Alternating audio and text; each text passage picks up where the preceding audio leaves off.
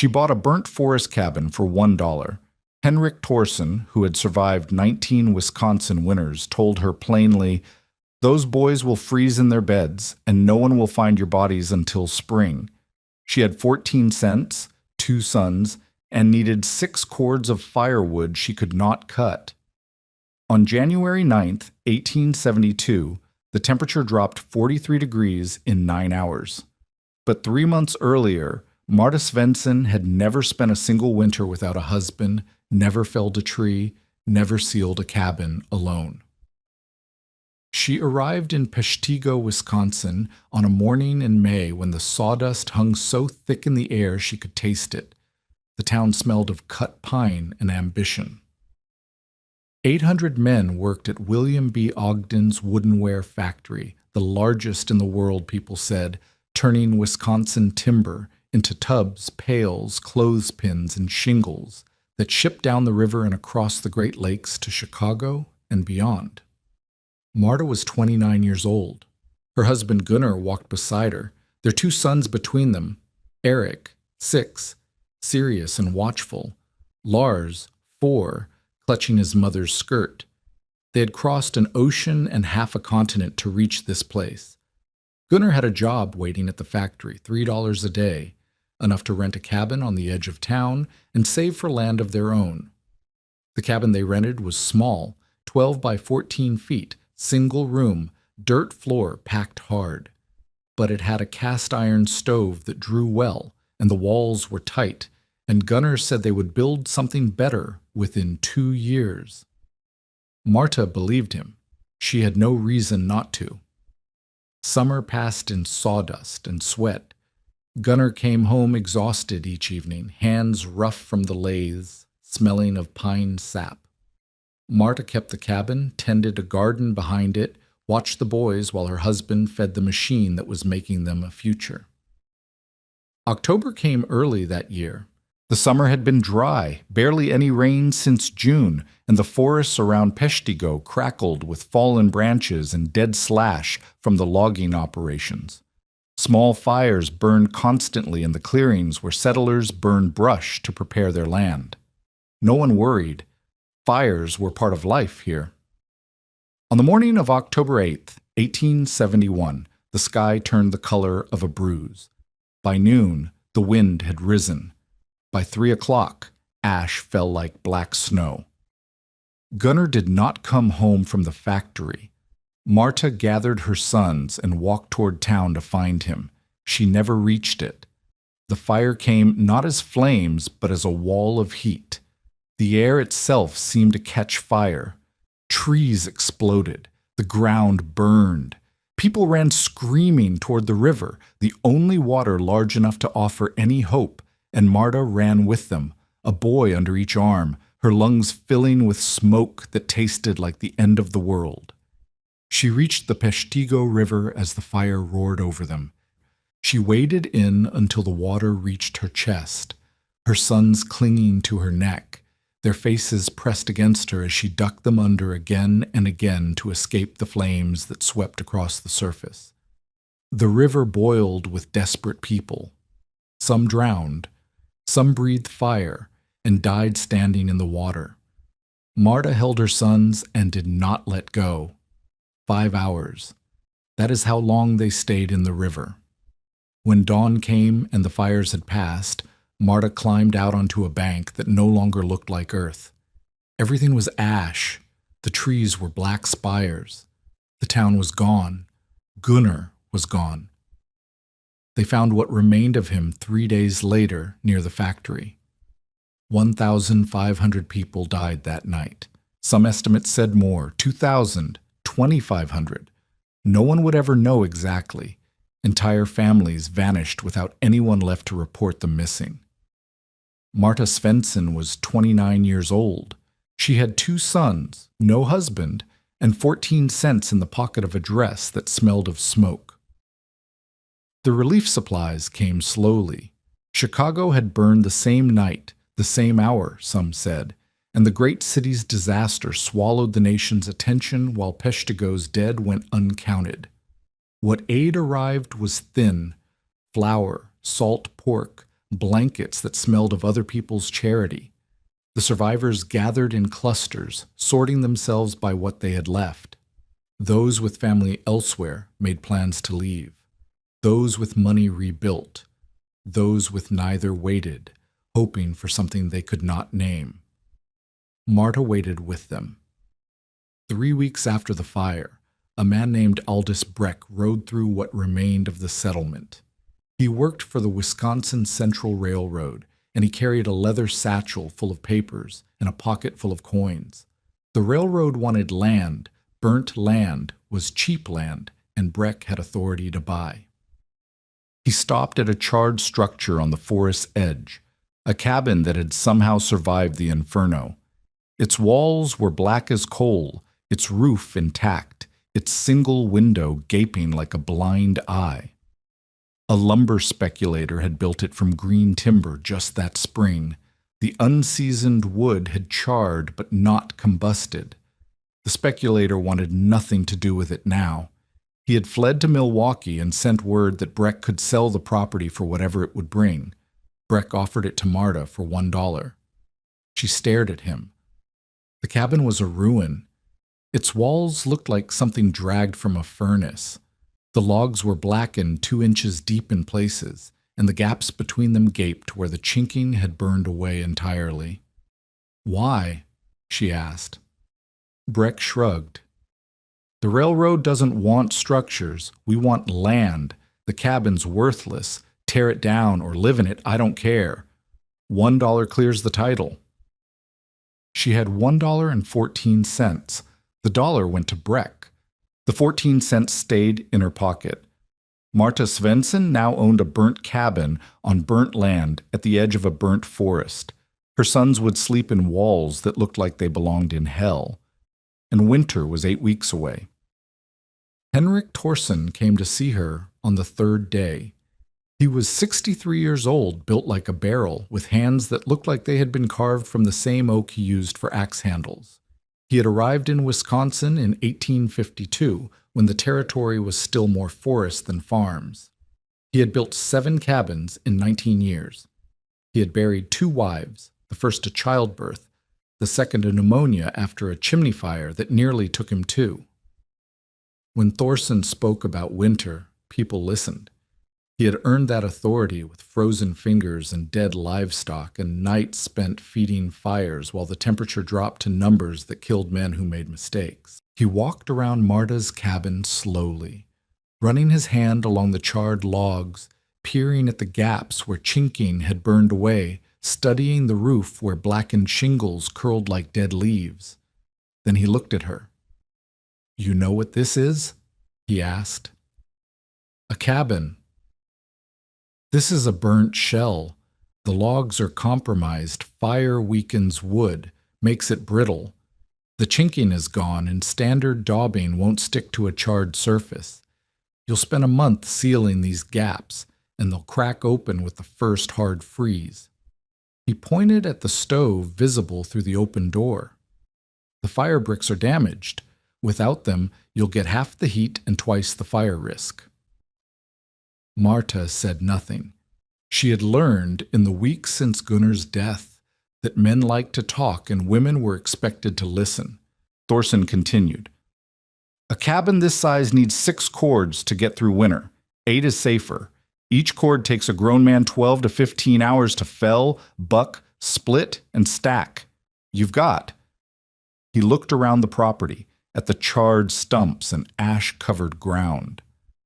Nothing. No standing timber worth cutting within a quarter mile. No husband. No. I know what I have. He stopped, looked at her again. Something flickered in his expression, not quite respect, but perhaps surprise that she had interrupted him. "Mrs. Svensson," he said, and his voice was not unkind. "I've seen widows try to winter alone. I've seen what happens to them. A woman alone can't cut enough timber. She can't keep a fire burning through a 30 below night and watch children at the same time. She can't. What would you have me do? Go to Green Bay. Find family. Find a husband. Find anyone who'll take you in." He looked at the cabin again, at the black walls and the empty door frame, and the two small boys watching from inside. "You won't last until Christmas in this place. Those boys will freeze in their beds, and no one will find your bodies until spring." He said it plainly, without cruelty. He said it the way a man states a fact he has verified through experience. The sky is blue, water flows downhill, a widow in a burnt cabin will die. Marta looked at him, at the cabin behind her, at the two faces watching from the darkness inside. "I have nowhere else to go," she said. Thorson held her gaze for a long moment. Then he nodded, slowly, the way a man nods when he has already written someone off. "I'll tell the relief committee to check on you," he said, "when it's over." He walked away without looking back. October became November. The temperature dropped. The ash that covered everything turned to mud when it rained, then froze into a gray crust that crunched under Marta's feet. She worked. The first week, she gathered charcoal. The fire had left it everywhere, fragments of burnt wood ranging from splinters to chunks the size of her fist. She filled buckets and dragged them back to the cabin, piling them against the wall she had designated for storage. The boys helped when they could. Eric carried small loads with serious determination. Lars mostly played in the ash, his hands turning black, his laughter the only bright sound in that gray landscape. The second week she found clay. The riverbank, where she had crouched in terror while the world burned, held deposits of dense gray mud beneath the ash layer. She dug it with her hands, loaded it into the buckets that had held charcoal, carried it back in loads that made her shoulders ache and her back scream. The third week, she began to seal the cabin. She did not know exactly what she was doing. No one had taught her this. But she remembered her father, in the village outside Trondheim, burning the ends of fence posts before planting them. "Brent Trey store lenger," he had said. "Burnt wood stands longer. The charred layer kept water out, kept rot away, made posts last twice as long as untreated wood." And she remembered something else. Her grandmother's house, the old one in the hills, where the walls had been dark with generations of smoke. That house had been warm even in January, warmer than the newer houses in the village. Her grandmother had called it the black warmth, and smiled in a way that suggested she knew things she wasn't saying. Marta looked at her charred walls, at the black surface that covered them, at the bucket of charcoal fragments at her feet. What if burnt wood did more than resist rot? What if it held heat differently too? She crushed the charcoal into smaller pieces, mixed it with the clay, added water from the river. The result was a thick black paste that stank of fire and earth. She took a handful and pressed it into a gap between two logs. It stuck. The charred surface, rough and porous, gripped the black clay better than smooth wood would have. She added more, building up the layer, pressing it firm. When she stepped back, the gap was sealed, black chinking against black wood, invisible unless you looked closely. She did not know that she had created a primitive biochar clay composite, a mixture with 40% lower thermal conductivity than standard clay chinking. She did not know the words thermal conductivity. She only knew that the mixture felt right, that it used what the fire had left behind, that it was the only option she had. That night, she sealed a 3-foot section of the north wall. The boys slept on a pallet near the stove while she worked by candlelight, her hands black to the wrists, the smell of char in her nose. She had no idea if it would hold. She had no idea if any of this would matter. But it was better than waiting to die. Ingrid Nielsen came to visit on a morning when frost covered the ground and Marta's breath hung white in the air. Ingrid was 41, a widow like Marta. Her husband had burned in the same fire that took Gunnar, but Ingrid had brothers who had survived. strong men who were building her a new cabin on the edge of town. She slept in a tent beside the construction site, ate meals with her relatives, had people around her who would not let her freeze. She had come, she said, to see how Marta was managing. What she found was a woman covered in black paste, sealing gaps in a charred wall with a mixture that looked like it had been scraped from the bottom of a forge. "What are you doing?" Marta did not stop working. "Chinking." "With what?" "That's not—" Ingrid stepped closer, examining the dark mixture. "Is that charcoal?" "Charcoal and clay." "That's not how you seal a cabin." "It's how I'm sealing this one." Ingrid watched for a long moment. Her face carried the expression of someone trying to find polite words for a question that wasn't polite. "Marta," she said finally, "you're sealing burnt wood with burnt clay. The whole thing is going to fall apart come spring, if it even lasts until spring. You can't— this isn't—" She stopped, took a breath. "Have you thought about what you're actually doing here?" Marta pressed another handful of the mixture into the gap, smoothing it flat. "I'm doing what I can with what I have."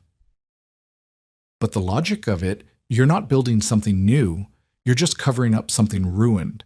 Charred material is weakened material. Everyone knows that. My father used to char fence posts before planting them. They lasted twice as long as the others. Fence posts don't need to hold heat. You're not building a fence. You're trying to survive January." Marta finally turned to look at her. Ingrid's face was concerned, not hostile. She had come to help, or at least to understand. She was raising objections because she could see no answers to them. "The charred wood resists water," Marta said. "It doesn't rot. It doesn't soak up rain. And the black surface—" She touched the wall where the morning sun had been striking it for an hour. "Feel this." Ingrid hesitated, then placed her palm against the charred log. "It's warm," she said, surprised. "The black drinks the sun. I've watched it. On clear days, this wall feels warm by afternoon, even when the air's cold. The pale wood in a new cabin doesn't do that." Ingrid pulled her hand back, frowning. "That doesn't mean—" "I know what it doesn't mean. I know this might not work. I know I might freeze. I know everything you're thinking and everything Thorson said and everything everyone believes." Marta turned back to the wall, took another handful of the black clay. "I also know I have no money, no husband, and no way to cut 6 cords of firewood. If conventional methods would save me, I would use them. But they won't, so I'm trying something else." Ingrid stood in silence for a long moment. "And if it doesn't work?" "Then we freeze. Same as if I did nothing." "That's—" Ingrid shook her head. "That's not a plan, Marta. That's a gamble." "Yes." Marta smoothed another section of chinking, her hands black, her eyes fixed on the work. "It is." Ingrid left without offering to help. She was not unkind. She simply did not want to participate in something she believed was doomed. At the edge of the property, she turned back. "I hope you're right," she said. "I'll come back in February. We'll see what the cold says." Marta did not answer. She was already reaching for more clay. The word spread. By mid-November, everyone in what remained of Peshtigo knew about the Norwegian widow in the burnt cabin. They knew she was sealing the walls with charcoal and clay. They knew she had barely any firewood, no husband, no realistic hope of surviving winter. The opinions varied.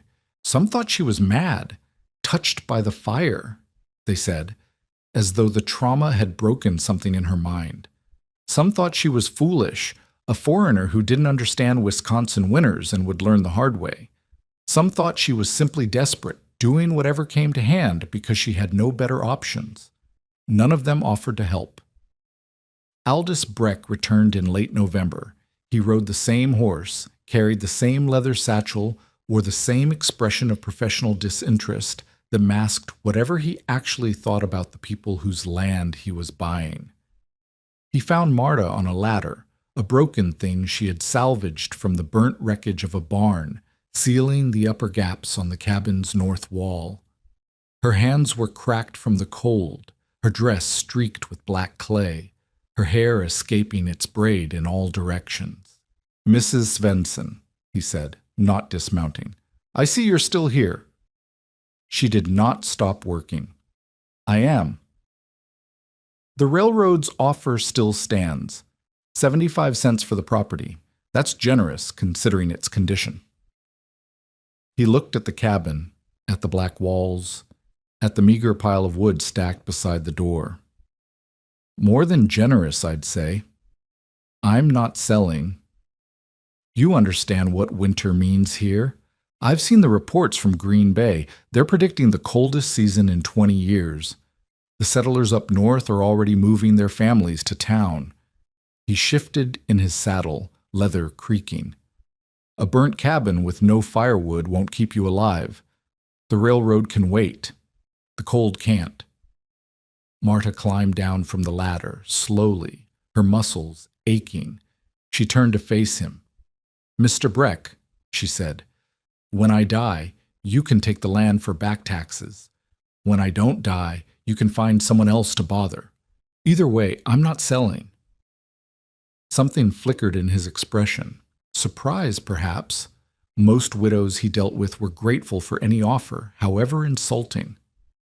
"Suit yourself," he said. "I'll check back in spring, see what's left." He rode away without looking back. That night, Marta fed her sons from the bottom of the flour barrel, thin porridge that filled their bellies without nourishing them, and listened to the wind picking up outside. The temperature had dropped 15 degrees since morning. The calendar said November 23rd. Winter was no longer coming. Winter was here. And she was not ready. December arrived like a door slamming shut. The temperature dropped below freezing and stayed there. The mud froze. The river began icing over at the edges. The few leaves that had survived the fire fell from their blackened branches, and the world became a study in gray and white and the endless black of burnt timber. Marta worked. Her hands blistered the first week, broke open the second, calloused over the third. She wrapped them in strips of cloth torn from a petticoat, kept working. The axe she had salvaged from the burnt ruins of a neighbor's barn was dull and heavy, but it split wood. That was enough. She could not fell trees. She lacked the strength, the technique, the time, but she could find standing dead timber trees that the fire had killed but not consumed, and she could hack at them with the axe until they broke apart, then drag the pieces back to her cabin. It was slow, brutally slow.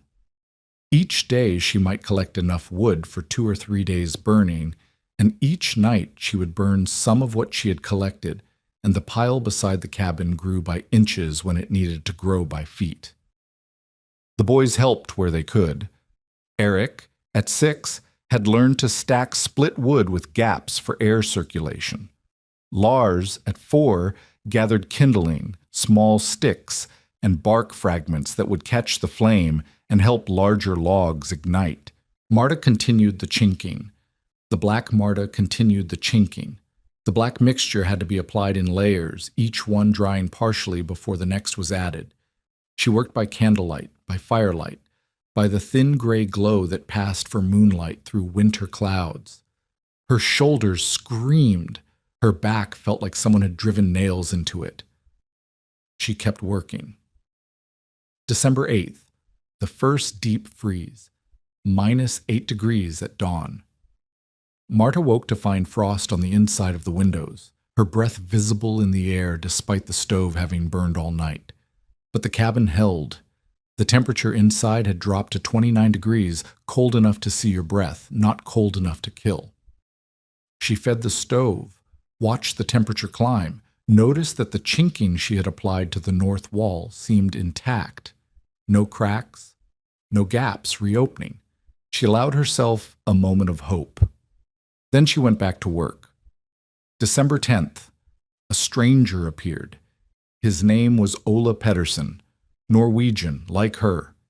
He had lost his wife and 3 children in the fire, all of them, gone in a single night, and he was walking to Milwaukee to find work because there was nothing left for him here. He stopped at Marta's cabin because he saw smoke rising from the chimney and wanted to ask if he was on the right road. What he found was a woman alone with 2 small boys trying to split frozen wood with an axe too heavy for her arms. "You're doing it wrong," he said. She looked up at him. He was perhaps 35, lean and weathered, with the empty eyes of a man who had stopped caring whether he lived or died. "Show me," she said. He did. The axe needed to strike at an angle, not straight down. The wood needed to be positioned on the block a certain way. The follow-through mattered more than the initial swing.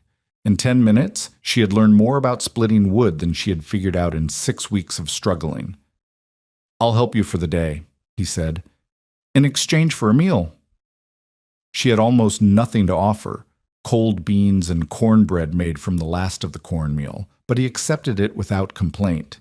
He worked from dawn until dark, moving with the mechanical efficiency of a man who had decided that labor was preferable to thinking. By nightfall, he had cut and split nearly half a cord of wood. Before he left, he stood looking at the cabin, at the black walls, at the thick, dark chinking. "You've got a strange cabin, Mrs. Svensson," he said, "but it's warmer than it looks." She watched him walk away into the darkness, heading south toward Milwaukee and whatever life remained to him there. She never saw him again. She never learned whether he made it, but his words stayed with her, warmer than it looks. December 20th. The chinking was complete. Marta stood in the clearing, looking at what she had built. The cabin was black from foundation to roofline, charred logs sealed with charred clay, a structure that looked like it had been dragged from a furnace. The few settlers who passed by on the road gave it wide berth, as though the blackness might be contagious. Inside, the stove burned steadily. The temperature held at 37 degrees, despite the outside air reading 12 above zero. The gaps between the logs, which had let in knife edges of cold air when she first arrived, now admitted nothing. She had done the math obsessively, tracking every stick of wood that went into the stove, measuring the temperature every morning and evening with a thermometer she had salvaged from the general store's burnt remains. The numbers looked like this. Wood supply, 2.3 cords. Conventional requirement for a cabin this size, 6 to 8 cords. Deficit, 3.7 to 5.7 cords. But fuel consumption, approximately 1/8 cord per week. Conventional consumption for a comparable cabin, 1/4 cord per week. Her cabin was burning half the wood that a new-built cabin would require. At this rate, her wood supply would last until early February. Not comfortable, not safe, but possible. The black walls were holding heat. The charcoal clay chinking was not cracking. The south-facing wall, struck by the low winter sun for a few precious hours each day, radiated warmth that she could feel with her palm. It was working. December 25th. Christmas. The boys woke to small gifts. Wooden toys Marta had carved during stolen hours.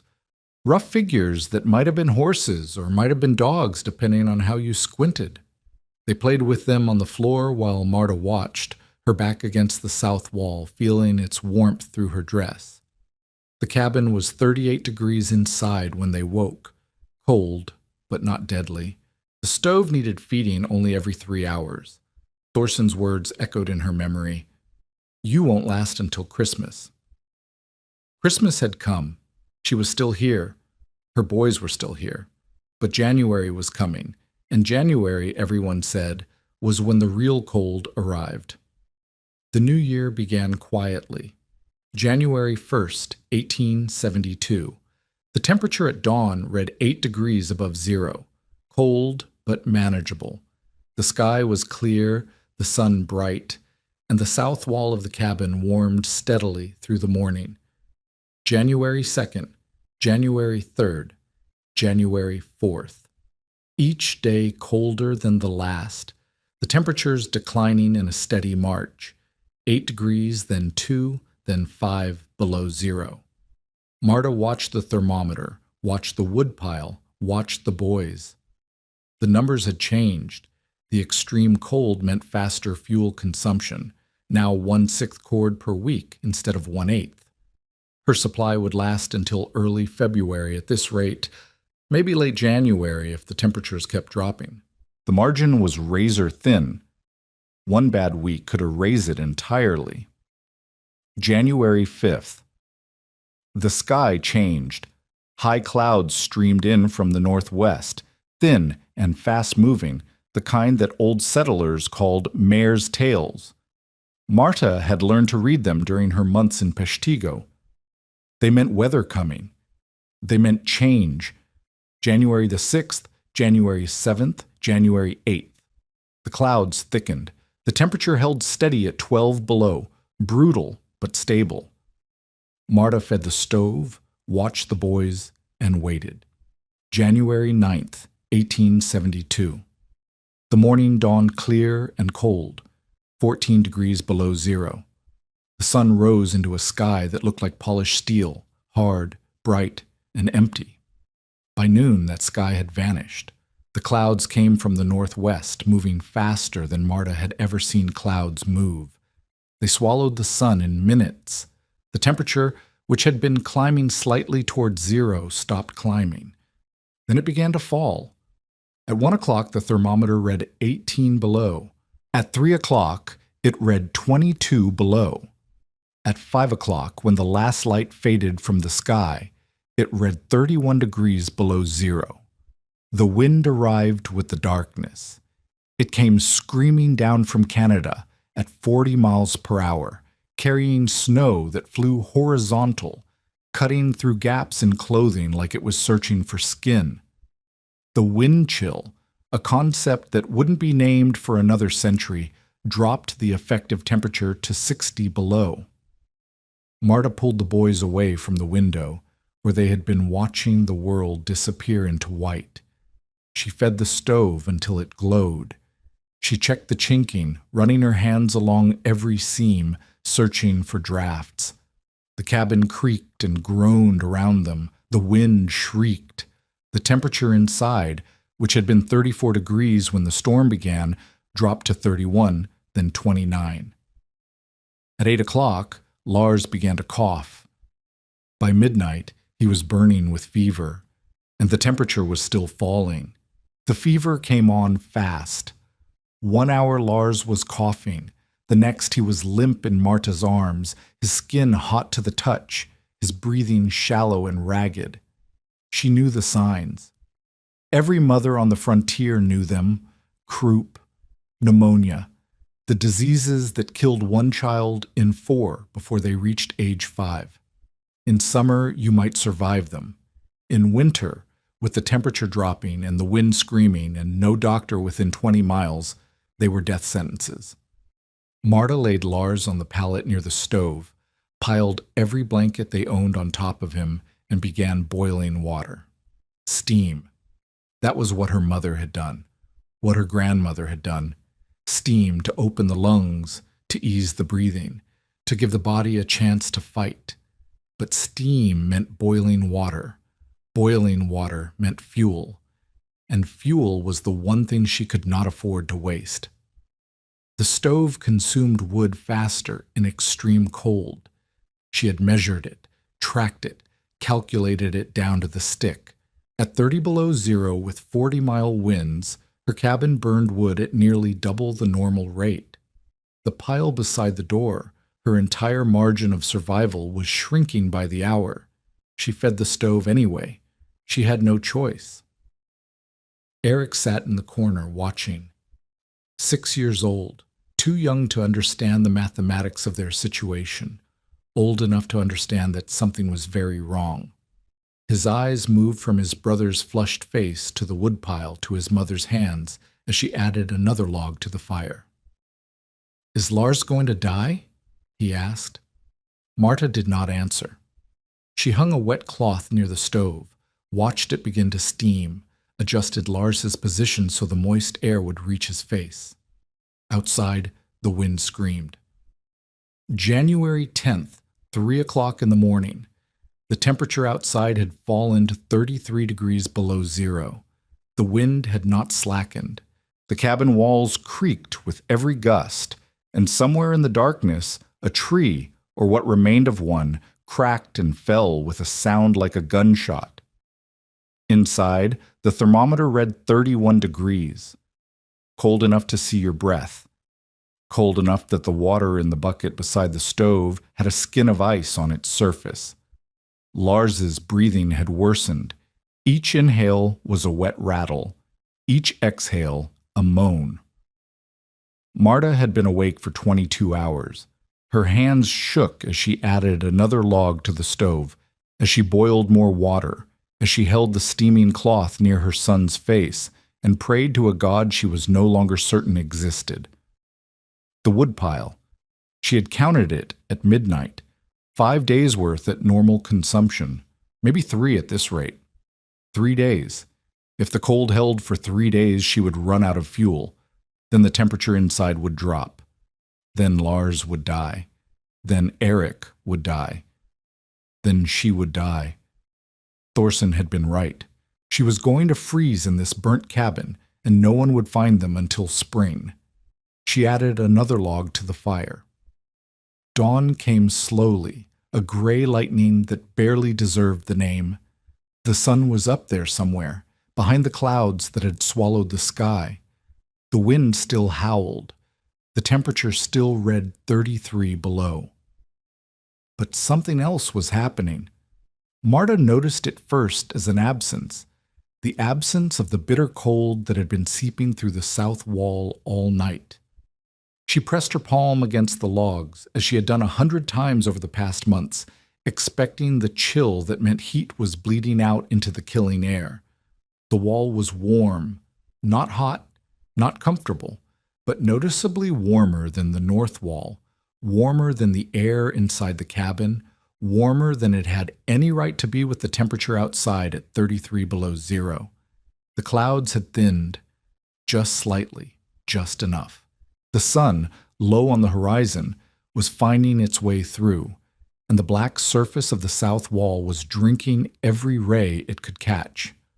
Marta stood there for a long moment, her hand against the charred wood, feeling the warmth seep into her frozen fingers.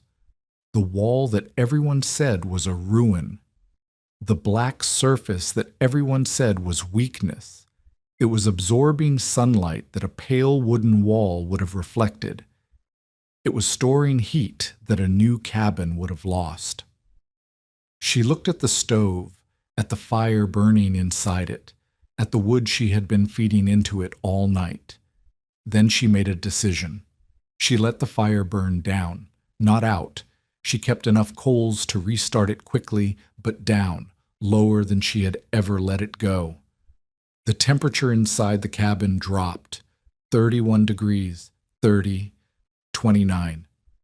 But the south wall kept warming. The thin winter sunlight filtered through clouds, struck the black surface for 3 hours that morning. By noon, the interior of the cabin had climbed back to 34 degrees, with barely any fuel consumed. Lars's fever had not broken. His breathing was still ragged, but he was no warmer and no colder than he had been at midnight. The cabin was holding. Half a mile to the north, the Paulson family was not so fortunate. They had built their cabin in November, fresh-cut pine, proper construction, conventional chinking of clay and straw. They had 5 cords of wood stacked outside, more than enough for a normal winter. They had a husband and father who knew how to swing an axe and keep a fire burning. None of it mattered. The fresh pine walls conducted heat outward like a sieve leaking water. The pale wood reflected what little sunlight reached it, gaining nothing from the winter sun. The conventional chinking, well applied as it was, had cracked in a dozen places when the temperature plunged, letting in knife blades of frozen air. By midnight on January 9th, the inside of the Paulson cabin had dropped to 24 degrees despite the stove burning at full capacity. By dawn on January 10th, Carl Paulson had gone outside to bring in more wood just 20 feet from his door to the woodpile and returned with frostbite on both hands. The skin had turned white and waxy in less than 5 minutes. By noon, the family had made a decision. They could not stay. They bundled their 3 children in every piece of clothing they owned, wrapped them in blankets, and set out for the Hendrickson place, a mile to the east, where smoke still rose from the chimney and they might find shelter. They made it. Barely. The youngest child, a girl of 2, would lose 3 toes to the cold. The Paulson cabin stood empty, its fire dead, its walls already cooling toward the temperature of the grave. Old Henrik Thorson, 3/4 of a mile to the west, was fighting his own battle. His cabin was well built. He had constructed it himself 12 years ago, and he knew every joint and beam. He had 8 cords of wood, enough for 2 winters if he was careful. He had experience, decades of it, surviving cold that killed weaker men. But he was 63 years old. His joints ached in the cold. His hands, once strong enough to swing an axe from dawn to dusk, now cramped and stiffened after an hour's work. And the fire needed constant feeding, every 90 minutes in this cold, more often when the wind gusted, which meant he could not sleep for more than an hour at a time. By the morning of January 10th, he had been awake for 30 hours. His fire had burned low twice while he dozed, and twice the temperature inside had plunged toward freezing before he woke and fed it back to life. By the morning of January 11th, he found ice in the water bucket beside his bed. The fire had died to embers while he slept, and the cabin had dropped to 19 degrees. He rebuilt it with shaking hands, cursing his weakness, knowing that he was losing a battle he had won a dozen times before. His toes, in the boots he had not removed in 2 days, had gone numb. He did not notice until later. By then, it was too late. Closer to town, the Meyer family faced a different crisis. Their daughter, age 7, had developed a fever the day before the cold snap hit. By January 10th, she needed medicine, something, anything, to bring the fever down before it burned through her small body. Franz Meyer made a decision. The general store was 200 yards away, across an open field. 200 yards. He had walked it 1,000 times. He would walk it again, get the medicine, and return before the cold could touch him. He told his wife he would be back in 10 minutes. She never saw him alive again. The wind caught him halfway across the field. The snow, blowing horizontal, erased the world in seconds. He could not see the store. He could not see his own cabin. He could not see anything but white. He walked in circles for 20 minutes, his body temperature dropping, his extremities going numb, his mind clouding as the cold crept into his core. When they found him 3 days later, he was 20 feet from his own door. He had walked past it in the whiteout and never known. His daughter survived. The fever broke on its own. She would grow up without a father, killed by 200 yards of winter air. January 11th, the worst night. The temperature outside fell to 35 degrees below zero. The wind peaked at 50 miles per hour. The wind chill dropped to something that no longer had meaning, cold beyond cold, a temperature at which exposed flesh froze in minutes, and the air itself became a weapon. Inside Marta's cabin, the thermometer read 28 degrees. Cold. Desperately cold, but not killing cold. Not yet. Lars had been sick for 2 days. His fever had risen and fallen, each cycle a little weaker than the last. His cough had deepened into something that sounded like tearing cloth. Marta had not slept more than 20 minutes at a stretch since the storm began. She had burned through her fuel faster than planned, the sick child, the constant boiling water, the the steam treatments that might or might not help. The woodpile that had held 5 days' worth at midnight on January 9th now held perhaps 2 days' worth, maybe less. But the sun had helped, even filtered through clouds, even striking the cabin for only a few hours each day. The solar heat absorbed by the black walls had made a difference. On January 10th, she had let the fire burn low for 4 hours during the day without the temperature dropping below 30 degrees. She had saved perhaps a quarter day's worth of fuel. Not much, but something. Now it was night again. The sun was gone. The wind was screaming, and Lars was worse. Marta sat beside the stove, feeding it logs she could not spare, watching her son breathe in wet, rattling gasps. Eric had fallen asleep in the corner, wrapped in a blanket, his face pale in the firelight. The cabin groaned around them, the charred walls flexing against the wind. She thought about Gunnar, about the night they met at a dance in Trondheim, when he had asked her to waltz and she had said yes before her mother could object, about their wedding, small and simple, in the church where her grandmother had been baptized, about the crossing, 6 weeks in the belly of a ship that smelled of vomit and despair, and the way he had held her hand through the worst of the storms, about the fire, about watching him walk toward the factory that morning, not knowing it was the last time, about finding what remained of him in the ash. She had survived the fire. She had survived the river. She had survived the weeks of hunger and cold and doubt that followed. She would not let his sons die in this cabin. She added another log to the fire, and another, and another. January 12th, 3 o'clock in the morning. Lars's breathing changed.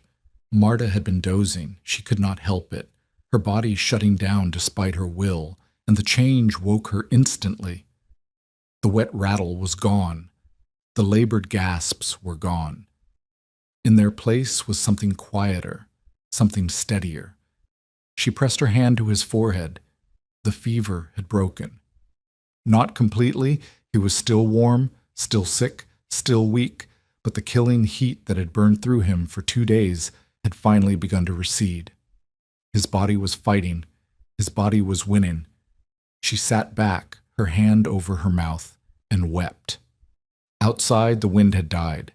The temperature was still brutal, 29 below zero, but the screaming gusts that had battered the cabin for 3 days had finally exhausted themselves.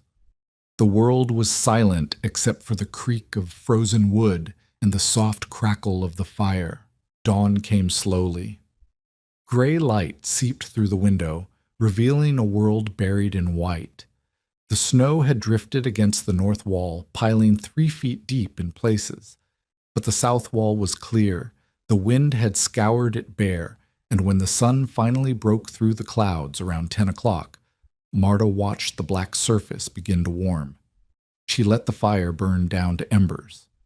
The temperature inside dropped to 26 degrees, the coldest it had been since the storm began, but she did not add fuel. She waited. By noon, the south wall was radiating heat she could feel from across the room. The temperature inside had climbed to 33 degrees without a single log added to the stove. The black wood, drinking the winter sun, was doing what Henrik Thorsen and Ingrid Nielsen and everyone else had said was impossible. It was keeping them alive. January 13th. The cold snap began to break. The temperature climbed to 18 below zero, still brutal but survivable. The sky cleared. The sun, unfiltered for the first time in 4 days, struck the south wall of Marta's cabin with full force. Inside, the temperature reached 41 degrees by mid-afternoon. Marta stood in the center of the room, feeling warmth on her face, and laughed. It was a strange sound. She had not laughed in months, and it brought Eric running from the corner where he had been playing with his wooden horse. "Mama, we're going to be all right," she said. "We're going to be all right." Lars was sitting up. His fever was nearly gone, his appetite returning. He had eaten broth that morning, thin stuff, barely more than hot water with salt, and kept it down. His cough remained, but it was looser now, productive, the sound of a body clearing itself rather than drowning. The woodpile beside the door held perhaps 2 days' worth of fuel. It was not enough. It was not close to enough. But the worst of the cold had passed, and outside, in the burnt forest, there was still standing dead timber that could be cut and split and burned. Marta pulled on her coat, wrapped her hands in the cloth strips that served as gloves, and stepped outside for the first time in 4 days. The world was white and silent. The snow squeaked under her boots, a sound that meant extreme cold, colder than anything she had known in Norway. Her breath hung in clouds, her eyelashes frosted over within minutes. But she was outside. She was standing. She was alive.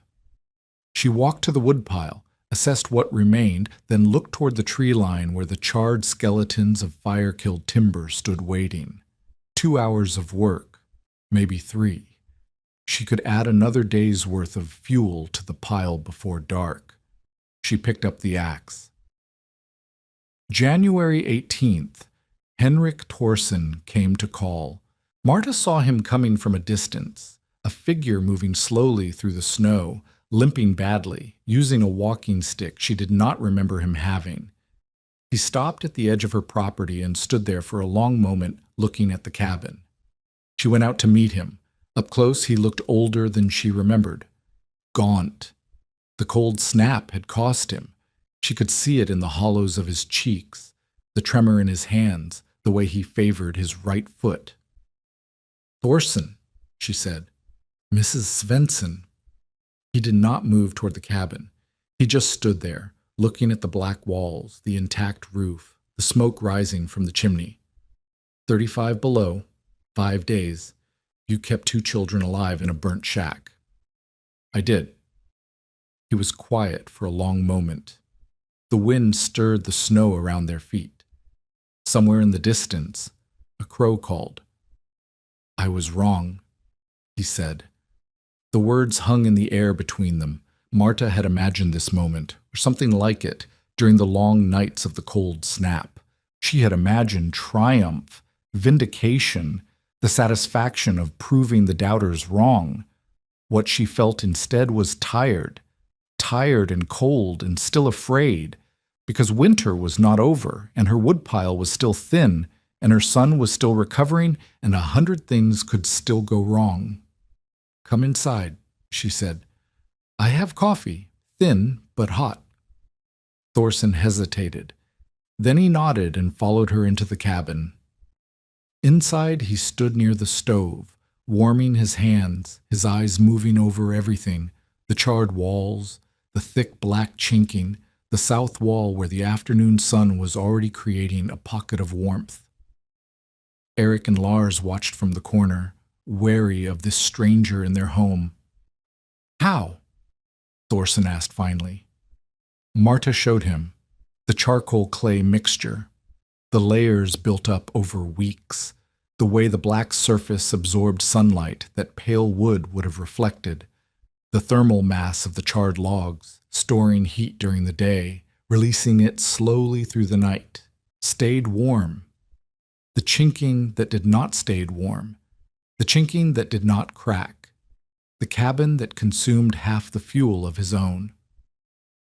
Thorsen listened, asked questions, ran his hand over the chinking, pressed his palm against the south wall, examined the seams where black met black.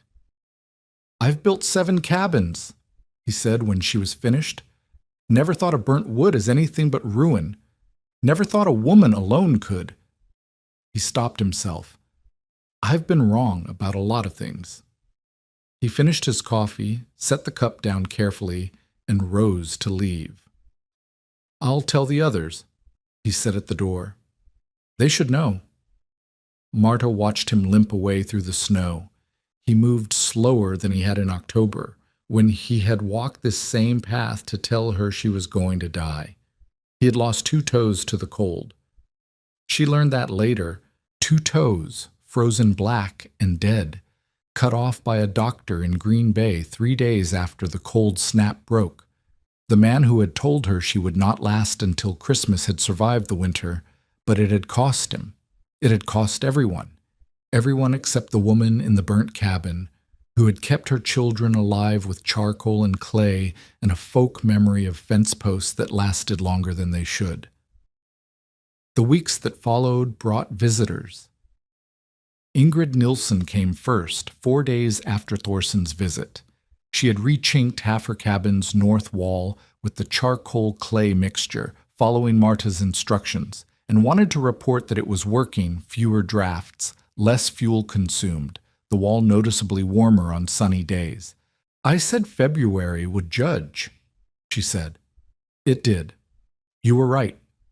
She brought flour, 2 pounds, more than Marta could afford, and would not accept payment. "You taught me something worth more than flour," she said. "Consider it settled." The Anderson family came next. Their north wall had been a constant problem, ice forming on the inside surface, cold seeping through no matter how much they stoked the fire. Could Marta show them the technique? She could. She did. She walked them through it step by step, gathering charcoal, mixing it with clay, applying it in layers, letting each layer dry before adding the next. The Andersons worked for 2 days, and when they were finished, their north wall held heat like it never had before. The Petersons came. The Hendricksons came.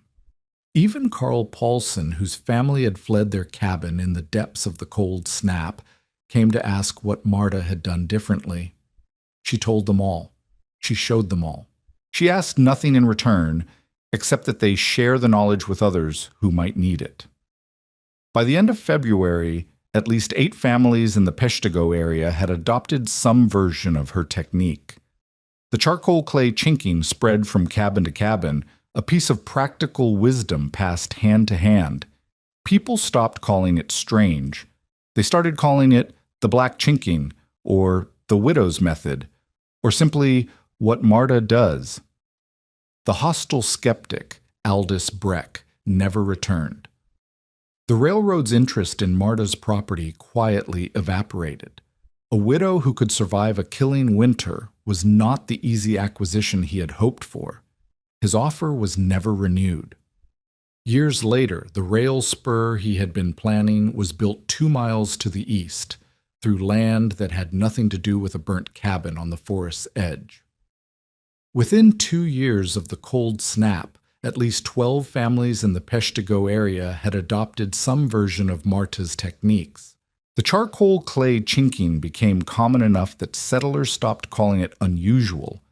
Several fire-damaged structures that owners had planned to demolish were instead repaired and occupied, their charred exteriors left intact, their gaps sealed with the black mixture Marta had improvised from necessity. She never charged for the knowledge, never sought recognition. When people came to learn, she showed them. When they left, she went back to her work, raising 2 boys, tending a small garden in the burnt-over clearing, surviving one winter after another in the cabin that everyone said would kill her. The charred house at 150 South Beebe Avenue still stands today, more than 150 years after the fire. Its blackened timber is still visible, still intact, still occupied. Marta's cabin was not that house. Hers was smaller, rougher, less permanent. But it proved the same principle. Burnt wood is not ruin. It is a material that endures. Wasset. Marta Svensson lived in the charred cabin for 19 more years. She never remarried. The boys grew. Eric became a carpenter in Green Bay, Lars a logger in the northern woods. Both credited their survival to a mother who saw value in what others discarded. In 1884, Marta finally replaced the chinking, not because it had failed, but because she wanted to test a new mixture. The charcoal clay had held for 13 years without crumbling. She died in 1891, age 49, of pneumonia, the same illness that had nearly taken Lars during the cold snap of '72. The cabin stood empty for 6 years before a farmer bought the land and tore it down. He noted the blackened walls, the thick, dark chinking still intact after 2 decades. He did not know what it meant. He burned the lumber for fuel. January 9th, 1872. The temperature dropped 43 degrees in 9 hours. 35 below zero with wind that cut through solid wood. Henrik Thorsen, who had survived 19 Wisconsin winters, had told her plainly, "Those boys will freeze in their beds, and no one will find your bodies until spring." The boys did not freeze. On the worst night of the worst cold snap in 20 years, Marta Svensson's charred cabin held 31 degrees warmer than the air outside. Her sick child recovered. Her woodpile, smaller than any experienced settler thought survivable, lasted through to spring. The burnt walls that everyone called a ruin turned out to hold heat better than fresh-cut pine. She had no science, no engineering, no training. She had 14 cents and a folk memory that burnt wood lasts longer. She had 2 children she refused to let die. The cabin is gone now. The charred wood that saved 3 lives is ash, but for 19 winters the blackened walls held.